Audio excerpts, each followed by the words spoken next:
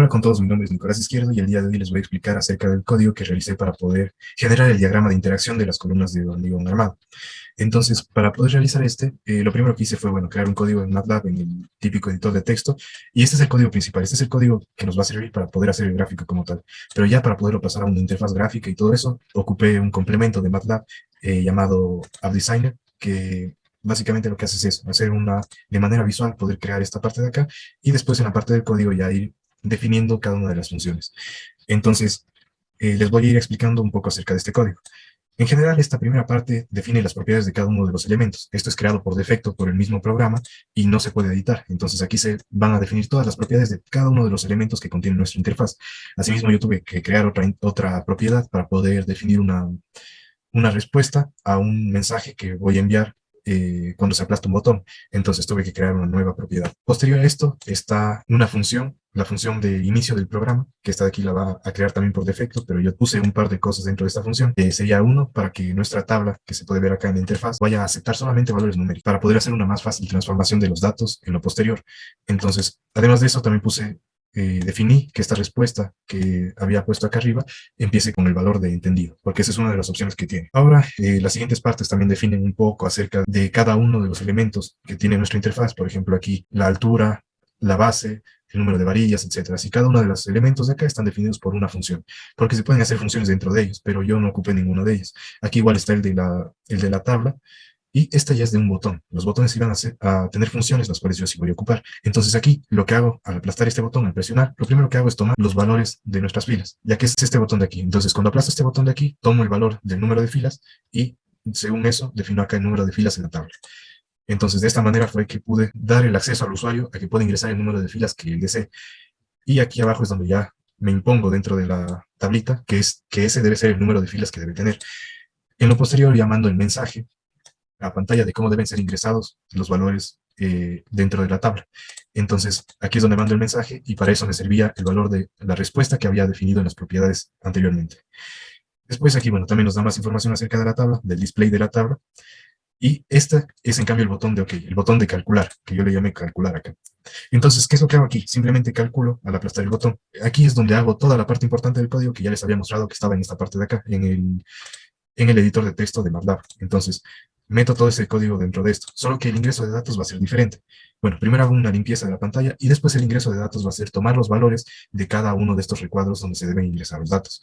Entonces, eso es lo que empiezo haciendo. Tomo todos los datos de cada uno de los elementos que necesito. Posterior a eso, por ejemplo, aquí está la toma de datos, que es diferente a la toma de datos de una tabla, y transformo los valores tipo tabla a tipo matriz para poder ocupar esa matriz en lo posterior para hacer los cálculos. Después de eso, calculo el recubrimiento, que además de pedirle al usuario, también lo calculo de repente.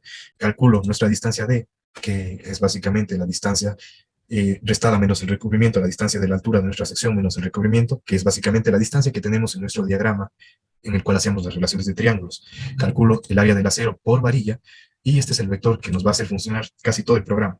Este es el vector de las distancias de compresión, que va desde 0.01 para que no nos dé errores matemáticos por la tendencia al infinito, con pasos de 0.01 hasta 2 veces la altura.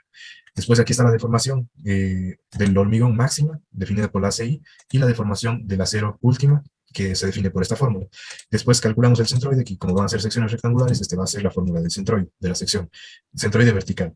Y genero esta nueva variable que nos va a servir después para poder calcular cuál es nuestra cantidad de acero que se debe restar para poder calcular el área efectiva del hormigón.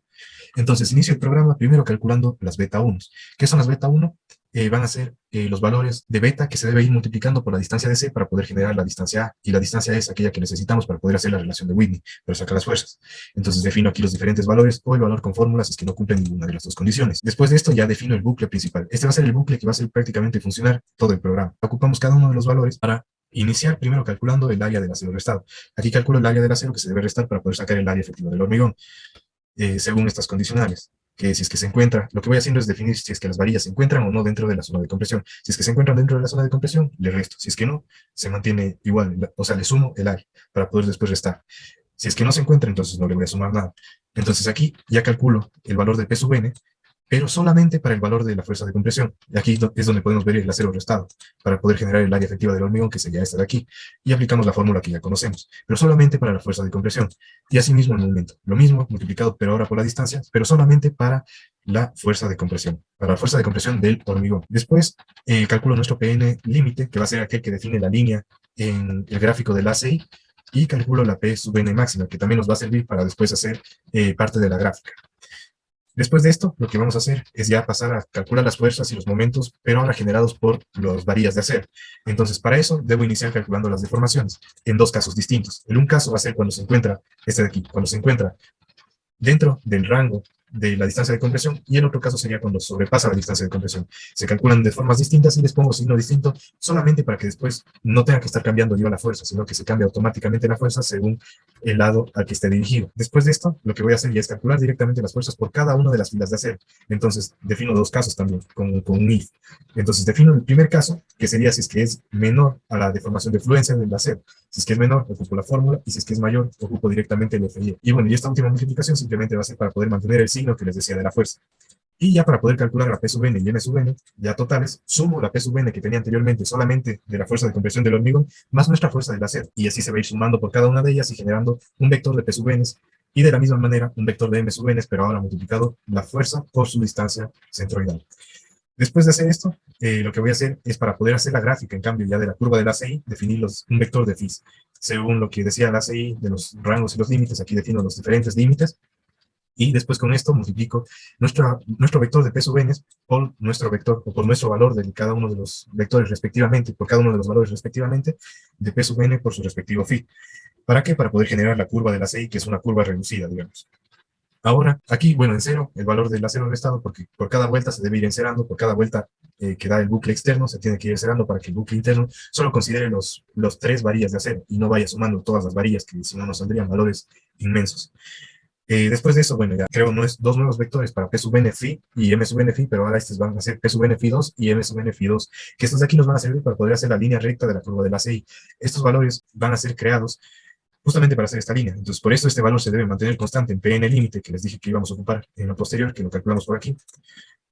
Entonces, ya ocupamos aquí el Pn límite, y más acá abajo, en cambio, ocupamos los mismos valores de Pn phi, y aquí ocupamos un contador para solamente tomar los valores que nosotros necesitamos, antes de que, o sea, justo en el momento en el que corte con la curva de la serie, no debe pasar más allá de eso, para eso nos sirve el contador.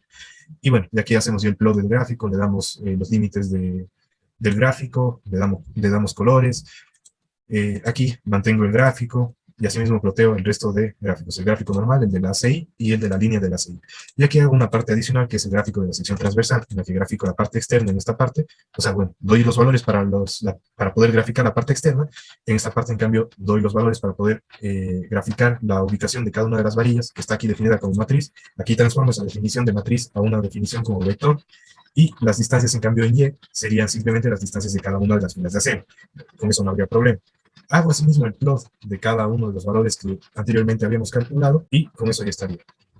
Ahora también hay una parte que le hice del modo oscuro, que simplemente, bueno, fue para probar cómo funcionaban estos nuevos botones de MATLAB, pero bueno, no es esencial. Simplemente cambio el color al ponerle el switch en off o el switch en on.